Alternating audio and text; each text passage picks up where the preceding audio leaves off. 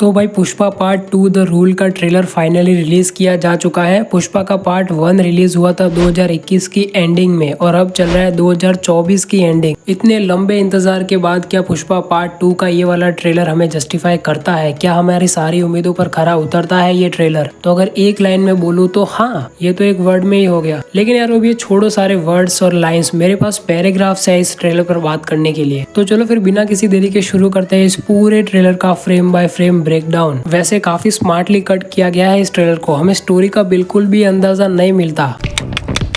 International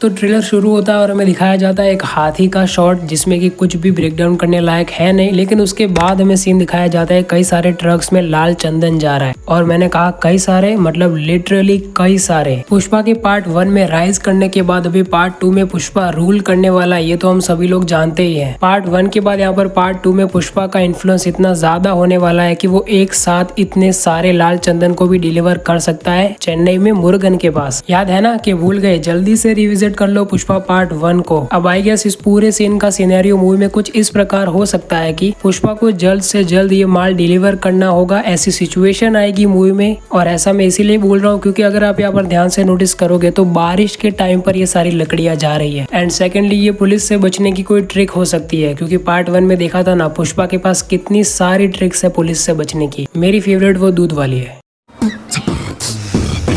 trick तरीका। और उसके बाद में शेषाचलम के जंगलों का ही मैप दिखाया जाता है जहाँ पर कि अपना पुष्पा खड़ा रहकर कुछ प्लानिंग कर रहा है। अब मैं ऐसा कैसे बोल सकता हूँ कि वो पुष्पा ही है? तो उसके हाथ देखो और उसका पूरा आउटफिट देखो। देख लिया? अब आगे बढ़ो। पुष्पा के हाथ में शायद से लाल चंदन की लकड़ी का ही एक टुकड़ा है जिससे कि वो पूरी प्लानिंग कर रहा है कि कहाँ से जाएगा लाल चंदन। अब ये पूरी प्लानिंग करनी पड़ सकती है उसको इसीलिए क्योंकि भंवर सिंह शेखावत ने अपनी बेइज्जती के बाद सिक्योरिटी टाइट कर दी होगी। हाँ, अगर मेरे को भी कोई बीच जंगल में नंगा कर देता तो मैं भी कर देता security tight. Party Pushpa wild fire. अब आगे हमें इसमें यहाँ पर एक डायलॉग सुनने को मिलता है जहाँ पर कि चाइल्डहुड ट्रॉमा की बात हो रही है। उस डायलॉग को बोलने वाले शायद से स्टेट के सीएम हैं, क्योंकि इस सीन को देखकर तो ऐसे ही लग रहा है। उनका नाम कुछ ऐसा श्री कोगथा वीरम है, नोटिस कर सकते हो यहाँ पर, पूरा नहीं दिखाई दे रहा। ठीक है। अब भाई इस डायलॉग में जो हमें सुनने को मिलता है ना कि कोई गहरी चोट लगी है इसे, इसको सुनकर तो ऐसा ही लग रहा है कि ये डायलॉग या तो मूवी की स्टार्टिंग में हो सकता है जहाँ पर कि पुष्पा मचा रहा होगा, क्योंकि इतने साल गरीब रहने के बाद जब पैसा और पावर आएगा तो मचाएगा ही ना आदमी। या फिर ऐसा हो सकता है कि पुष्पा ने अपनी माँ को खो दिया है इसलिए ये पॉलिटिशियन ऐसा बोल रहे हैं कि कोई गहरी चोट लगी है इसे। एंड तुम्हारी जानकारी के लिए बता दूं, क्या तुम्हें तो पता ही होगा कि आगे एक सीन भी हमें देखने को मिलता है जहाँ पर कि पुष्पा किसी का अंतिम संस्कार कर रहा है। अब हाँ भाई लोग, यहाँ पर बहुत सारे लोग ये बोल रहे हैं कि वहाँ पर वो अंतिम संस्कार श्रीवल्ली का हो रहा है और मोस्ट प्रोबेबली हमें मूवी में श्रीवल्ली को ही मरते दिखाया जाएगा इमोशनल एंगल के लिए। लेकिन मेरा ऐसा मानना नहीं है। मुझे ऐसी काफी स्ट्रांगली फीलिंग आ रही है कि पुष्पा के पार्ट 2 में उसकी माँ को मरते हुए दिखाया जाएगा हमें as for emotional angle. And अभी न्यूज निकल कर आई थी, अल्लू अर्जुन ने खुद ने कहा था कि सुकुमार और वो मिलकर पुष्पा पार्ट 3 का भी प्लान कर रहे हैं, तो उसमें शायद श्रीवल्ली मर सकती है। और वैसे मैं वेट नहीं कर रहा श्रीवल्ली के मरने का। हाँ, लेकिन जॉली रेड्डी के द्वारा यहाँ पर श्रीवल्ली पर काफी बार हमला किया जाएगा और पुष्पा उसे जॉली रेड्डी से बचाएगा। ऐसे कई सारे सीक्वेंस होने वाले हैं मूवी में। अब चलो यार, कहाँ से कहाँ ही निकल गए। मैं बात कर रहा था कि मूवी में इमोशनल एंगल डालने के लिए उसकी माँ को मरते हुए दिखाया जा सकता है। और ऐसा मैं इसीलिए बोल रहा हूँ क्योंकि अगर इस सीन में आप ध्यान से नोटिस करोगे तो पुष्पा इस जथारा फेस्टिवल में रो रहा है। अब इस सीन को देखकर तो ये परफेक्टली पता चल रहा है कि श्रीवल्ली भी ठीक है, तो फिर वो रो क्यों रहा है? अपनी माँ के लिए। ऐसा हो सकता है कि जथारा फेस्टिवल के दौरान जो पूरा फाइट सीक्वेंस तैयार किया गया है ना, जो कि हमें टीजर में भी देखने को मिला था, उसी फाइट सीक्वेंस के दौरान उसकी माँ को मार दिया जाएगा धोखे से। एंड फिर इसके बाद अपना पुष्पा रोना धोना करने के बाद हो जाएगा बिल्कुल पागल और बजाना शुरू करेगा एक एक कर सभी विलन्स की। और फिर जब मामला बढ़ जाएगा तब बात पहुंचेगी सीएम तक और फिर वो डायलॉग बोलेंगे कि कौन है ये जिसे ना पैसों की परवाह है ना पावर का खौफ, लगता है एकरा के जरूर इसे कोई गहरी चोट लगी है।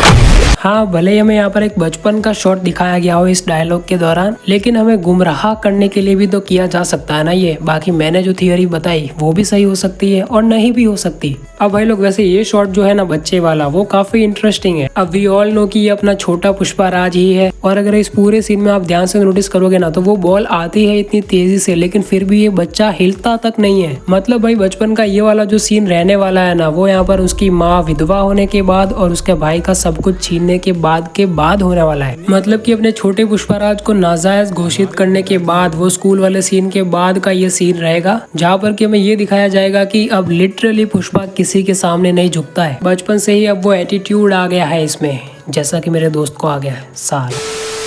खैर छोड़ो, एक और सीन है जिसके लिए कि हमें ट्रेलर में बहुत आगे जाना पड़ेगा। वो वाला सीन जहाँ पर कि पुष्पाराज एक पुलिस स्टेशन के अंदर जा रहा होता है ब्रांड करते करते। अब मेरे हिसाब से वो सीन यहाँ पर मूवी की स्टार्टिंग का ही होगा। मतलब कैजुअली ऐसे ही जलवा दिखाने वाला सीन। ऐसा नहीं किया जाता हर पार्ट 2 के साथ कि अपने मेन लीड को ऐसा बिल्डअप देने के लिए एक पूरा ऐसा सीन डिजाइन किया जाता है जैसे कि KGF चैप्टर 2 में वो एक बिस्किट के लिए पूरे पुलिस स्टेशन को स्वाहा करने वाला सीन। बिल्कुल वैसे ही यहाँ पर एक लाल चंदन के टुकड़े के लिए अपना पुष्पाराज पुलिस स्टेशन को रॉकी भाई की तरह ऐसा उड़ाएगा तो नहीं। अपना पुष्पा एक अच्छा आदमी है तो अंदर जाके धमकी देके आ जाएगा। अब भाई लोग जैसे हमें पुष्पा पार्ट 1 की स्टार्टिंग में ही दिखाया गया था ना कि इस पूरे लाल चंदन का बिजनेस यहाँ पर एंड कहाँ पर होता है, जापान में, जहाँ पर की सबसे ज्यादा लाल चंदन बिकता है। तो भाई पुष्पाराज इतना ज्यादा बड़ा बन चुका है कि वो चेन्नई में मुर्गन को माल बेचने की जगह सीधा जापान माफिया के साथ ही हाथ कुछ मिलाने वाला है। और जैसा कि वो सीन देखने को मिला था ना हमें पुष्पा पार्ट 1 में, चेन्नई का अपना मुर्गन किसी को माल दिखाने के लिए जाता है, वो छतरी वाला आदमी। तो शायद ये वही हो सकता है जिसके लिए कि अपना पुष्पाराज ऐसे एकदम जापानी कॉस्ट्यूम पहन के बैठा है इधर। सच बोलो तो मेरे को यहाँ पर पुष्पाराज इस जापानी कॉस्ट्यूम में बहुत ही ज्यादा फनी लग रहा था, बुरा नहीं फनी। और भाई लोग ये जो सीन है ना जहाँ पर कि अपने फाफा यानी कि शेखावत सर डांस करते हुए नजर आ रहे हैं, अगर इस सीन को तुम ध्यान से देखोगे तो यहाँ पर हमें मंगलम, श्रीनु और दक्षायनी भी देखने को मिल जाती है। अब इस केस में तो इस लेडी के भाई को और यहाँ पर मंगलम श्रीनु के साले को मारा है ना पुष्पा ने, और अपने मंगलम श्रीनु का भांडा भी फोड़ दिया पूरे सिंडिकेट में जिससे कि वो बदनाम हो गया। तो अब एनिमी का एनिमी दोस्त होता है, तो इसी रूल को फॉलो करते हुए अपने शेखावत सर डांस कर रहे हैं उनके साथ। और यार ये ट्रेलर के एंड में जो ये सीन दिखाया है ना हमें पुष्पा का एकदम डेडली अवतार देखने को मिल रहा है हमें इस सीन में। ये वाला सीन में गारंटी लेके बोलता है कि ये क्लाइमेक्स में हमें देखने को मिलेगा एंड वाली जो पूरी फाइट होगी ना शेखावत सर और अपने पुष्पाराज के बीच में। अब देखते हैं कि उस फाइट का कंक्लूजन क्या निकलता है, कौन मरता है। ऑब्वियसली शेखावत सर ही मरेंगे क्योंकि पार्ट 3 में विजय सेतुपति को भी तो लाना है। ये सॉरी वो थोड़ा एक्साइटमेंट में इधर उधर निकल जाता है। अब भाई लोग इस 2 मिनट 49 सेकंड के चलचित्र को देखने के बाद मुझे जितना कुछ भी समझ में आया कि मूवी में हमें क्या देखने को मिल सकता है वो मैंने तुम्हारे को बता दिया। अब तुम लोग मुझे कमेंट्स में लिख के बताओ कि तुम्हारा क्या ओपिनियन है इस ट्रेलर और मेरा वीडियो, इन दोनों के बारे में मैं जरूर जानना चाहेगा। और तब तक के लिए मिलते हैं किसी और अगले इंटरेस्टिंग वीडियो में। Bye and Janata 3 more things, like, share and subscribe।